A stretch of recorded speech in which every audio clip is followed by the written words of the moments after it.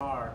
Um, and so, like I said, we just submitted a paper dealing with those aspects. But I would agree, having better information allows us to make better projections. One of the things they've done in both Rhode Island and in Massachusetts, where they recently had power purchase agreements approved for definitely higher prices than we're going to pay in Delaware, the commissions are requiring the developers to have open books to them, not to the public, and they will then review that, and if the costs to them diverge significantly based on from some preset agreements, then the ratepayers will get compensation. And so I think that's actually not a bad way to go. You keep the information confidential, protects the developer, and at the same time prevents the public from causing a windfall to the developer. No one's interested in giving a developer a windfall. We're trying to advance their projects, give them a return, but not a large return. Yeah. It strikes me this survey approach could be very valuable for Hawaii, because we have people who protest on a kind of anecdotal basis. They come to public meetings, and it's hard to tell how many people are really in the constituency and how many people are just coming to public meetings. And to my knowledge, unless somebody here is involved in a survey, I don't know that surveys have been used in energy in Hawaii. And it strikes me that as we go forward, we're going to have very black and white issues come up, such as issues around the undersea cable. And we'd be much better off.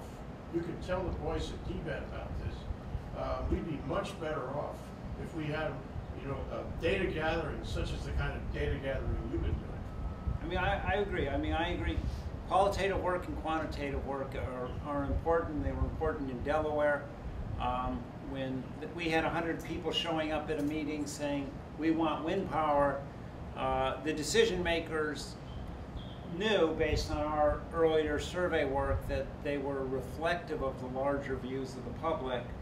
And so I would agree that this kind of work is helpful. I think it's helpful if you get universities or state government to take the lead in the research. When developers do the research, obviously it can be good, but it's obviously can be much easily criticized, and it is important to do the surveys right. So when we wrote our last paper on Cape Cod, we criticized a couple of surveys that had been done, which showed much higher support for wind power for the project than we were finding, because we thought the questions were biased towards support, and we thought the order was wrong, and so doing a credible job, and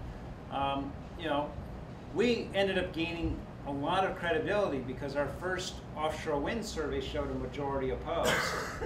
And so no one could then just say we were just shills for the industry, and indeed Jim Gordon, and the others at Cape Wind were, Cape Wind was not always happy with us because we would be putting out information, they didn't like our survey.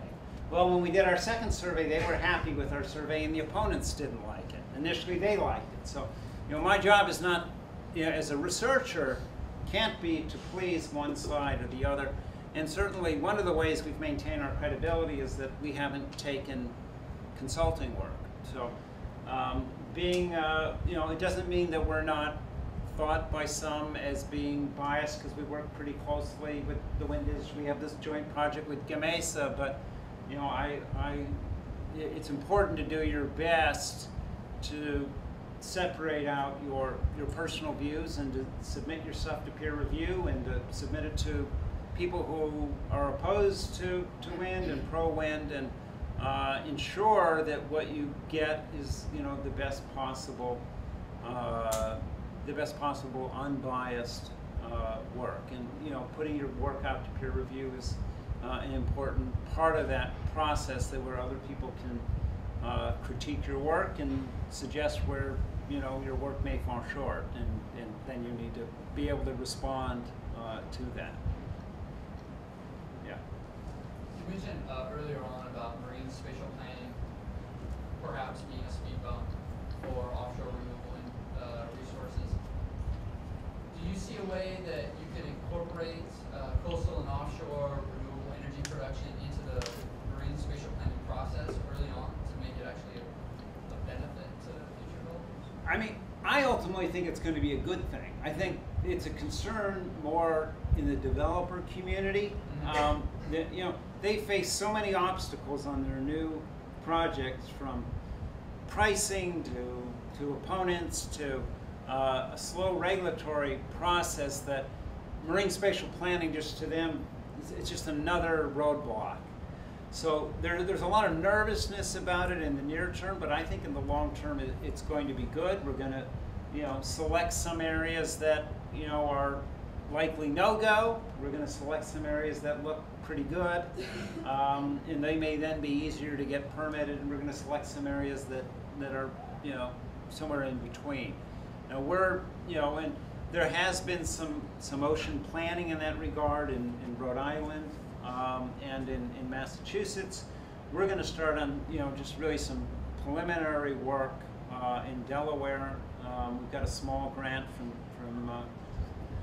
Sea Grant to look at offshore wind off Delaware in a marine spatial planning context. And we're mostly just bringing all the data layers together and trying to put this into a coherent process.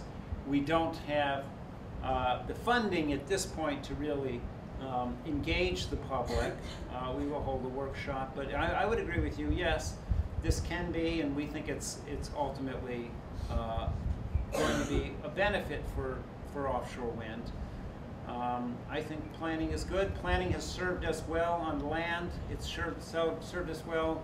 I come more out of, before I got my present job, came more out of the land side, and look at what the National Forest Service has done with forest management plans, and look at the Bureau of Land Management. And I think planning is good, and it's been good on land, and it should be good in the ocean. Doesn't mean we have to zone things, but good development is good development. Yes. So, roughly, like, how long does it take for a particular survey, and what's the cost? I guess I know you gave these one in 2005 and 2006 and 2009. Is that because of that's how long it takes to get the survey together? Well, you got to get the money too. So you got to go out and file a proposal, but it takes, it may take us 4 or 5 months to devise the survey. Then it takes a long time, a couple of weeks to mail it out, and then you've got to wait. You do subsequent mailings, and you're waiting about a 3 or 4 month period to get all your responses. And then you got to do data entry, and then you got to check all your data entry, and then you got to do the statistical analysis. So and then write it up. It takes, to do it well, it's going to take a year or 2 years. I mean, it just depends. I've got other things that I'm trying to accomplish as well. So could we do something quicker? Yes. With more money, you can do a whole bunch of things that you could do it very quickly. We tend to be on tighter budgets, and so it spreads it out some.